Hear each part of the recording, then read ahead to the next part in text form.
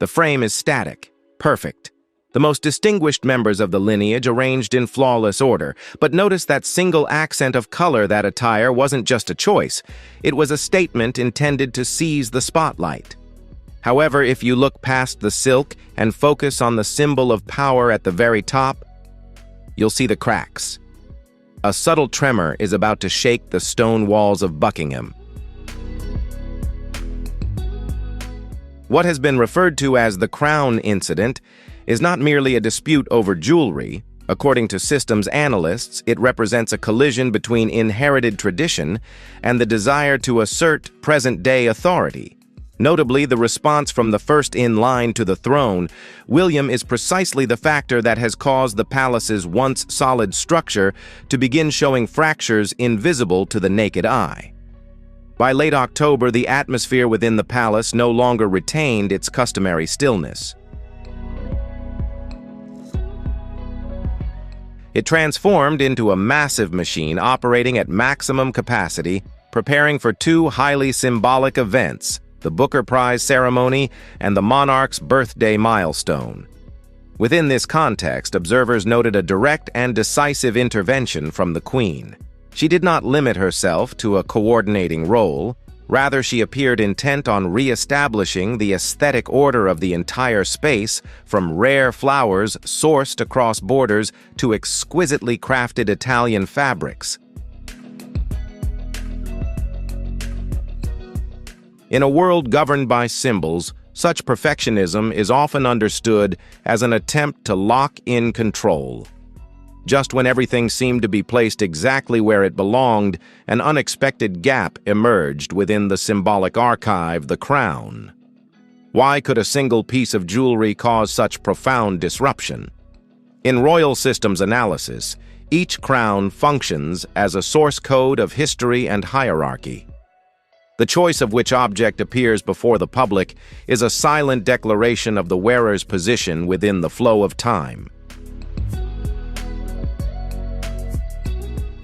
The deadlock arose when the existing options failed to meet the visual demands of two critical events.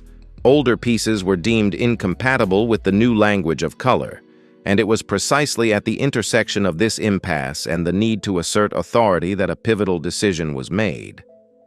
The gaze of preference shifted toward a collection long associated with the image of the Princess of Wales, Kate. On the evening of November 4th, beneath the dim golden lights of history-laden corridors, a meeting took place. The object in question was the Oriental Circle, a jewelry masterpiece steeped in deep hereditary significance and long regarded as a symbol intrinsically tied to Kate's elegance.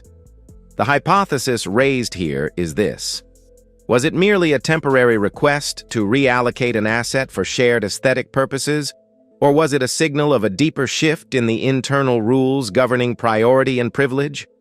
A negotiation over symbols had begun, yet the manner in which it unfolded, silent and heavy with pressure, set an unprecedented precedent. Within the hushed stillness of the palace corridor, the exchange between the two central figures was far more than a discussion about accessories. It was a collision between present authority and future design. The Queen, her tone composed, yet carrying the weight of absolute power, put forward a proposition meant to assert control. In response, the Princess of Wales chose to defend systemic order and the meticulous preparation she had established. But when arguments of aesthetic logic were brushed aside, a new lens came into focus, the lens of status. The phrase "don't forget who I am" was not merely a reminder of title, but a message aimed at reasserting the hierarchy of priorities within the royal system. Here, respect for procedure collided head-on with the steel wall of supreme authority. Buckingham Palace the following morning was no longer a smoothly operating machine. The whispers circulating through the corridors were clear signs of informational turbulence. When lower-level staff witnessed fractures forming at the very top, confidence in established norms of conduct began to erode. The peak of the disruption unfolded at the very heart of the royal treasury, the repository of priceless legacies.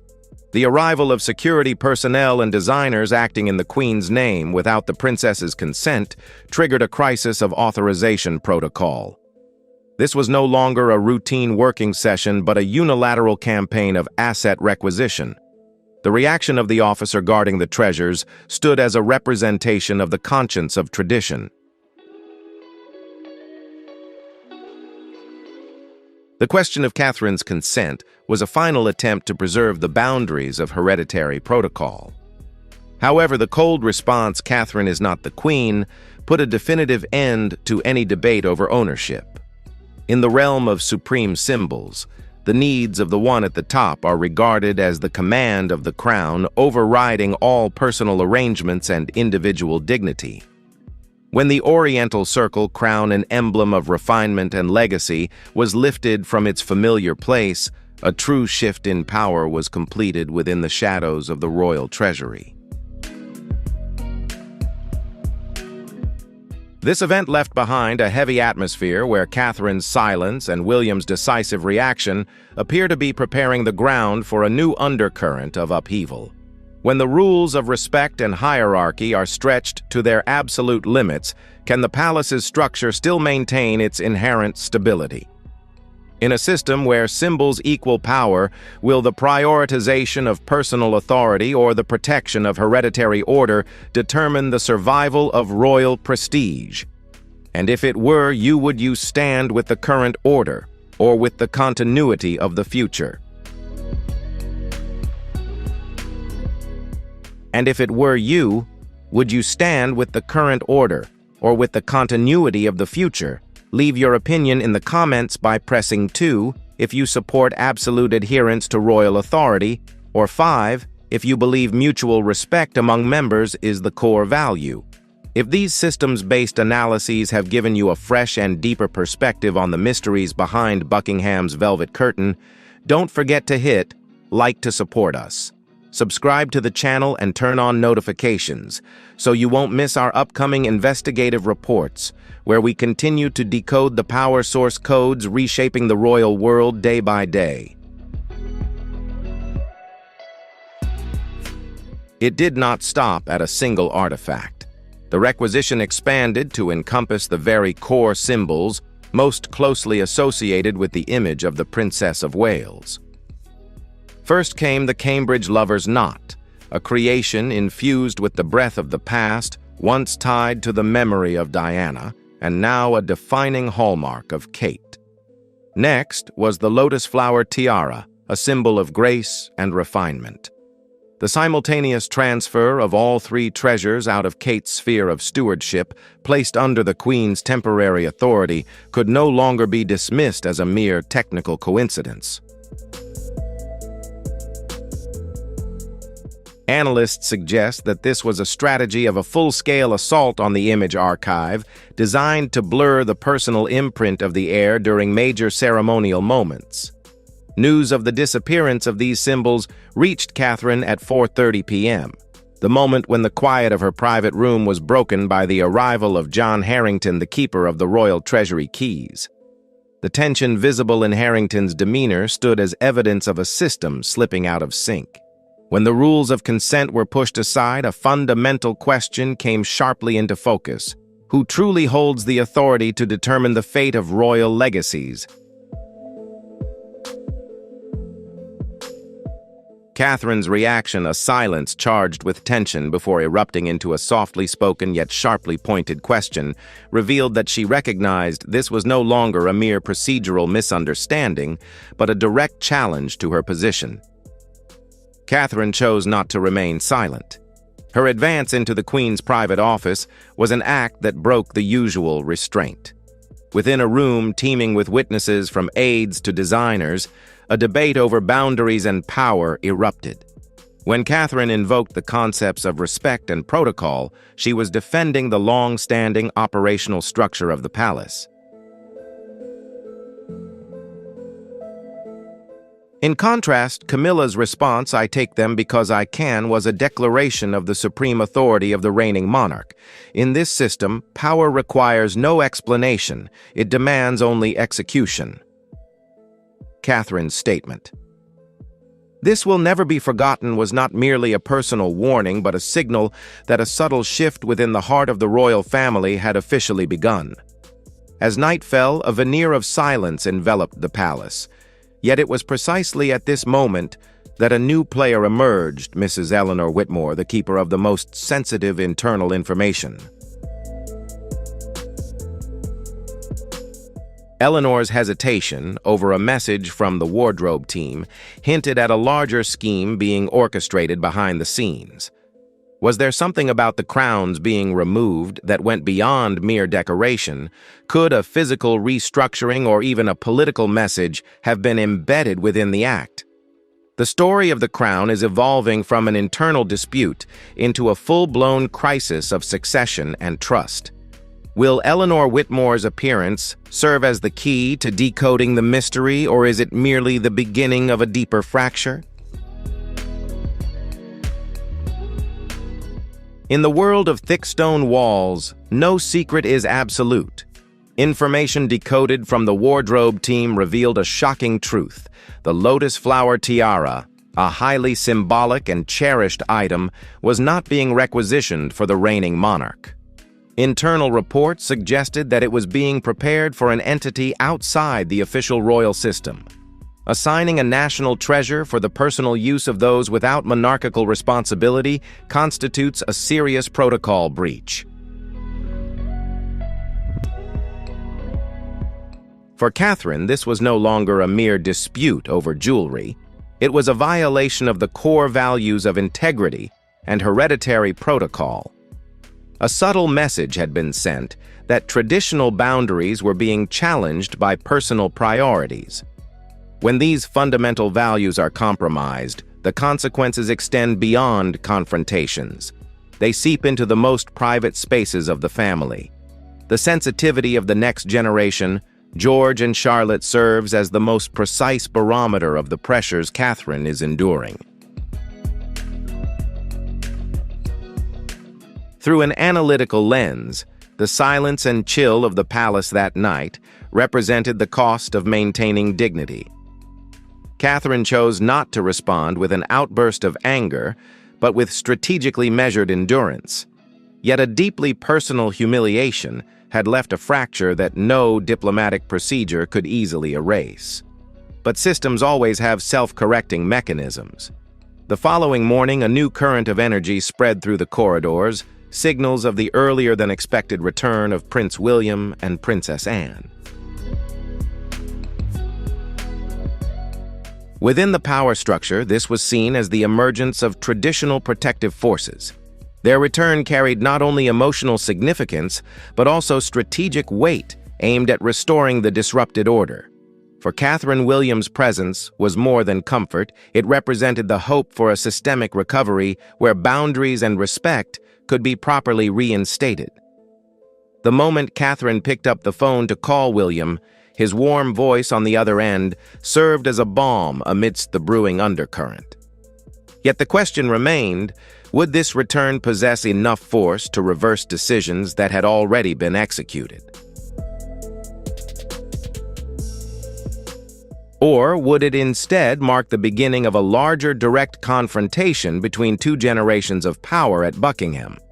In a strictly hierarchical system, information is often a weapon, but at times it becomes a form of artificial sedative. The confirmation of the mix-up regarding William's return date was not merely a scheduling mishap. From a systems psychology perspective, it was a forced pause.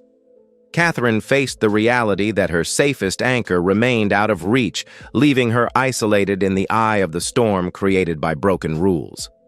Restraint and royal dignity were no longer options. They had become a heavy suit of armor, gradually draining the wearer's strength.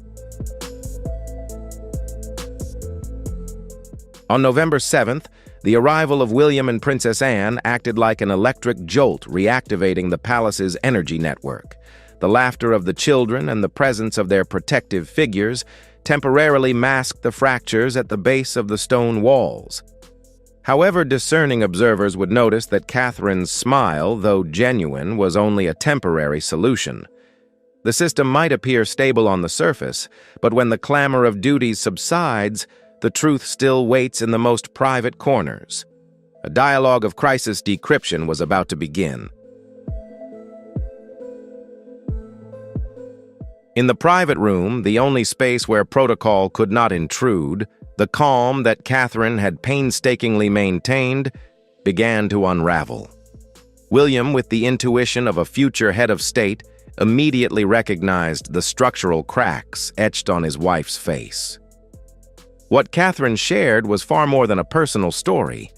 It was a report on a breach of authority. Recounting Camilla's demands, the way words were wielded to diminish her position, and ultimately the requisition of the 3 crowns without approval, all painted a portrait of a silent yet decisive symbolic coup. The 3 crowns that were taken were more than priceless pieces of jewelry. In the language of power, this was an act of erasing the presence of the heir. Executing it in William's absence demonstrated a calculated timing designed to maximize the target's vulnerability. Catherine was not merely recounting the loss of objects. She was narrating the erosion of trust and the respect for boundaries, 2 pillars that uphold the royal structure against the pressures of personal ambition. The dialogue in the darkness of the private room closed the first half of the crisis, but it opened a new chapter: William's resistance. With the protective system now activated, Buckingham Palace was set to witness a confrontation between 2 generations of power, more pronounced than ever. What do you think the simultaneous removal of the 3 crowns signifies? Comment if you believe it was an act asserting the Queen's ultimate ownership over all royal legacies. Want to explore William's dramatic reaction when facing Camilla the following morning? Hit follow, and we'll return with the most exclusive analyses. In the deepest analyses of power psychology, the Queen's actions went beyond merely borrowing an item. From Catherine's perspective, it was an attempt to neutralize presence.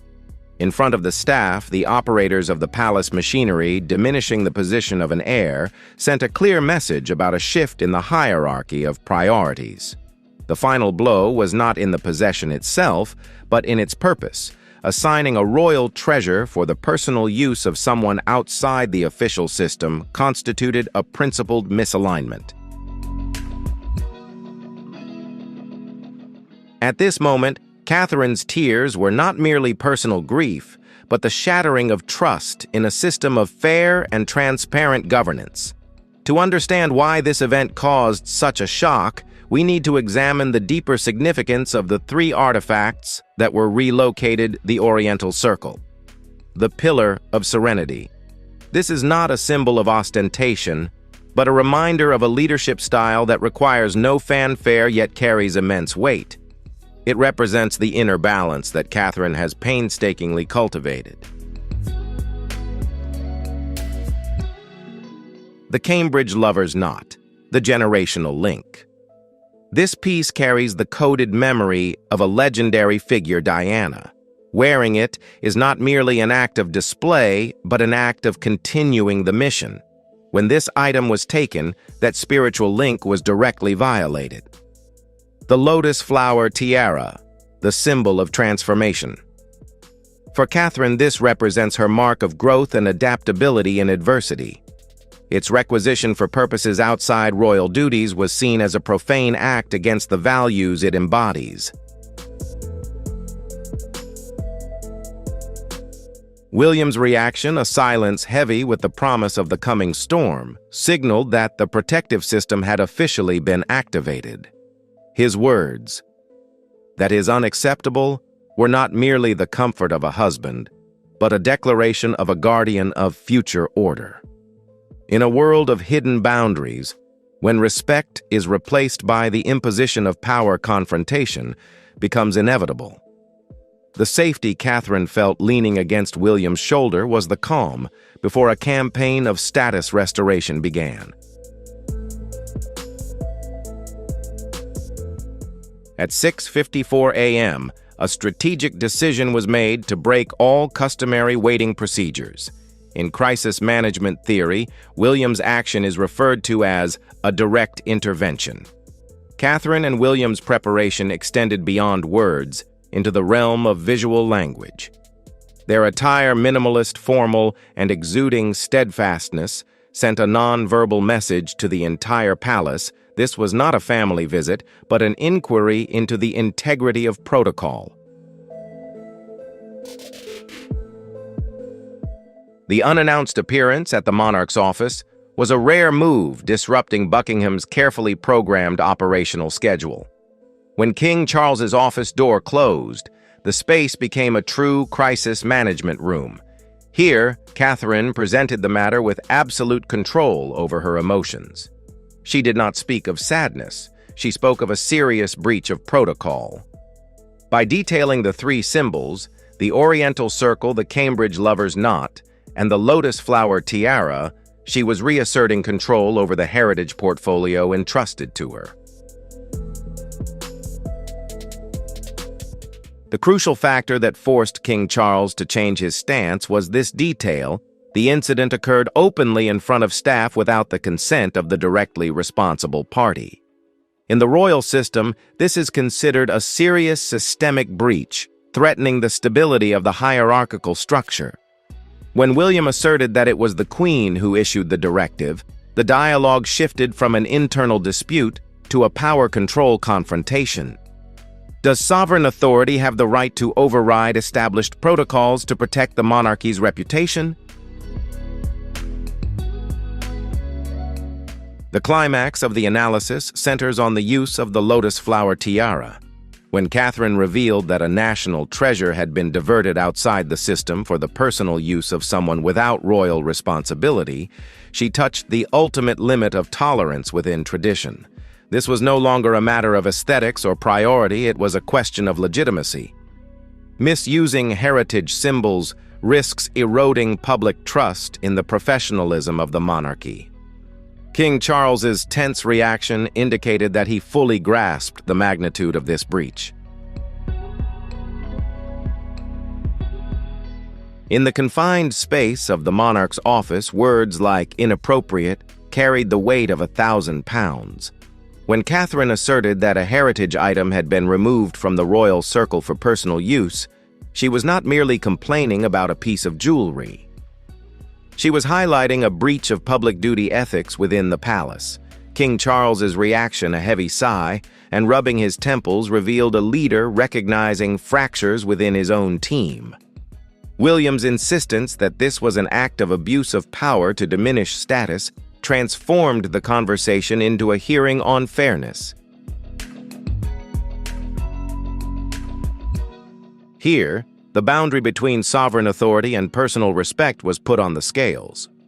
The moment King Charles pressed the button to summon the Queen marked an unprecedented turning point in modern history.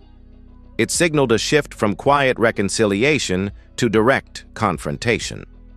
As the Queen entered with her usual confidence, a clash between two governance ideologies erupted.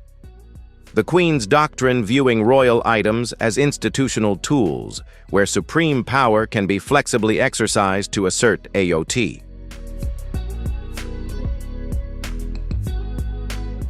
The heir's doctrine viewing royal items as heritage and boundaries, where respect for protocol forms the foundation that prevents the system from being eroded by personal whims.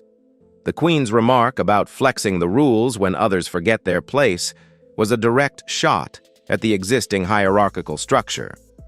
King Charles's intervention at the end of the dialogue served as a reaffirmation of the endurance of principle.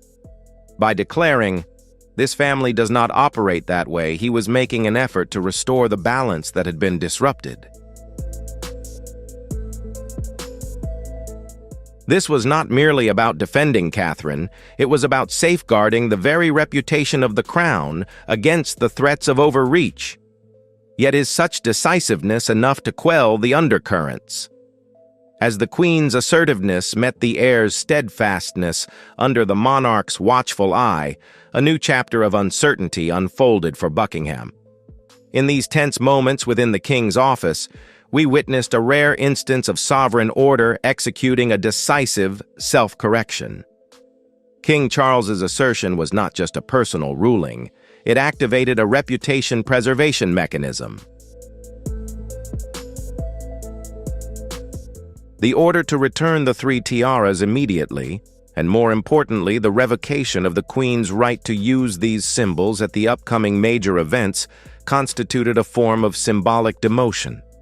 In the royal world, where presence is inseparable from objects of power appearing without them, sends a silent message of a systemic reprimand. Within just a few hours, the artifacts were returned to their original positions in the treasury. This was a covert yet thorough incident containment campaign. During the Booker Prize ceremony and the birthday events, the public saw only an image of the Queen in elegant minimalist jewelry. From a media perspective, this was hailed as modernization. From a systems analysis perspective, it was the result of an internal disciplinary ruling.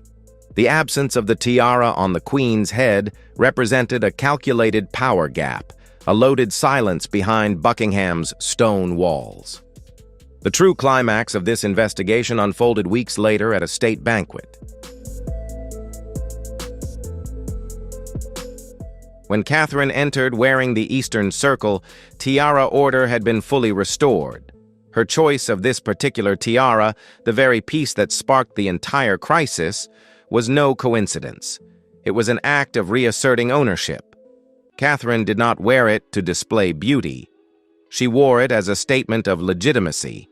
In a system where power can be contested, composure and dignity serve as the strongest barriers to protect personal boundaries.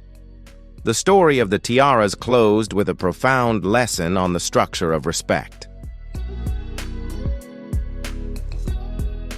We recognize that in a long-standing institution, status does not come solely from titles.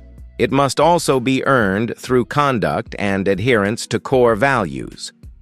Prince William, in his role as future guardian, took a bold step to protect the nucleus of his family.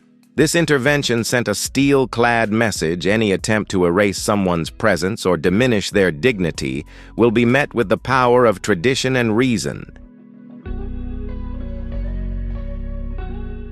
What do you think about how the royal system self-corrected in this situation?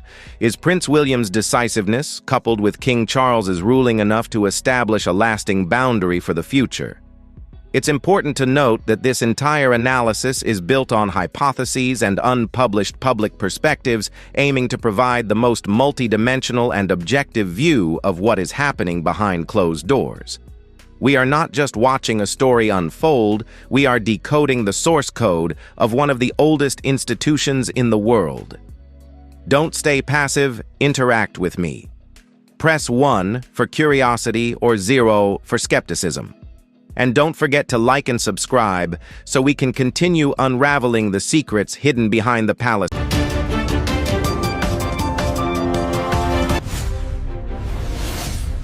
The frame is static, perfect. The most distinguished members of the lineage arranged in flawless order, but notice that single accent of color. That attire wasn't just a choice, it was a statement intended to seize the spotlight. However, if you look past the silk and focus on the symbol of power at the very top, you'll see the cracks. A subtle tremor is about to shake the stone walls of Buckingham. What has been referred to as the Crown Incident is not merely a dispute over jewelry. According to systems analysts, it represents a collision between inherited tradition and the desire to assert present-day authority. Notably, the response from the first in line to the throne, William, is precisely the factor that has caused the palace's once solid structure to begin showing fractures invisible to the naked eye. By late October, the atmosphere within the palace no longer retained